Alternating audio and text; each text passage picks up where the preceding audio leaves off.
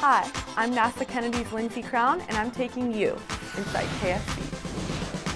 Aeroshells for Orion's Ascent Abort-2 flight test in April 2019 arrived at Kennedy Space Center in Florida. The 3 outer coverings are being stored inside the vehicle assembly building. They will be stacked and bolted before being used in pathfinding exercises and then for flight. The aeroshells will provide the covering around the Ascent test booster for the flight test launch from Space Launch Complex 46 on Cape Canaveral Air Force Station. NASA's Orion spacecraft is being built to take humans back to the moon and on to Mars. The first of 2 35-foot-tall Tail Service Mast Umbilicals, or TSMUs, was lifted up and installed on the mobile launcher at Kennedy. The installation brings Exploration Ground Systems one step closer to supporting pre-launch operations for NASA's Space Launch System rocket and Orion spacecraft on Exploration Mission 1.